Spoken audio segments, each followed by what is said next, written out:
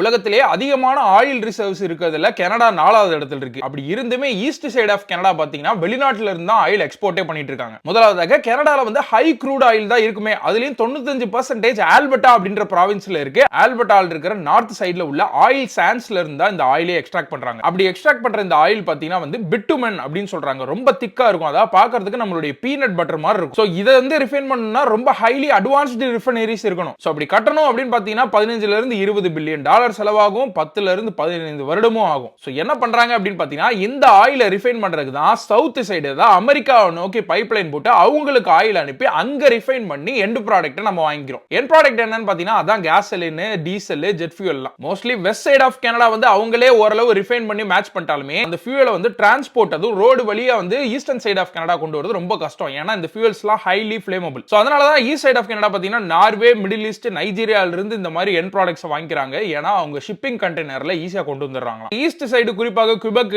Ontario எல்லாம் பாத்தீங்கன்னா இவங்களே ஆயில் ரிஃபைனரிஸ் கட்டலாம் அப்படின்னு பாத்தீங்கன்னா ஆல்ரெடி நான் சொல்லிட்டேன் என்ன சேலஞ்சஸ் இருக்குன்னு. சரி பைப்லைன் போடலாமே அப்படின்னு பாத்தீங்கன்னா இந்த பைப்லைன் பாத்தீங்கன்னா வேரியஸ் ப்ராவின்சஸ் தாண்டி வரும். குறிப்பாக இண்டிஜினஸ் லேண்ட்ஸ் எல்லாம் தாண்டி வரும். சோ நிறைய ரெகுலேஷன்ஸ் இருக்கு, ட்ரீட்டி ப்ராப்ளம் இருக்கு. சோ அதனால வந்து இன்ன வரைக்கும் அந்த பைப்லைன் கட்டாம இருக்காங்க. சோ ஒரு காலத்துல வெனிசுலா கவர்மெண்ட் கொலாப்ஸ் ஆன பிறகு கனடா தான் அமெரிக்காவை காப்பாத்திக்கிட்டு இருந்துச்சு. ஏன்னா கனடாவை பொறுத்த வரைக்கும் அமெரிக்கா தான் இவங்களுடைய ஹை க்ரூட் ஆயில் கன்சூமர்ஸ். ஆனா இப்ப ட்ரம்ப் கிட்டத்தட்ட ஓரளவு வெனிசுலாவை பிடிச்சதுனால நம்ம கிட்ட இருந்து ஆயில் வாங்க மாட்டாங்களோ அப்படின்ற மாதிரி கனடியன் கவர்மெண்ட் நினைச்சிட்டு இருக்கு. முன்னாடியே பிளான் பண்ணி கனடியன் கவர்மெண்ட் ரிஃபைனரிஸ் எல்லாம் கட்டி நம்ம ஆயிலேயே நம்மளே யூஸ் பண்ற மாதிரி வச்சிருந்தாங்கன்னு வச்சுக்கோங்களேன். இந்நேரம் 1 லிட்டர்லாம் வெறும் 10 சென்ட் 20 சென்ட்டுக்கு தான் வச்சிருப்பாங்களே.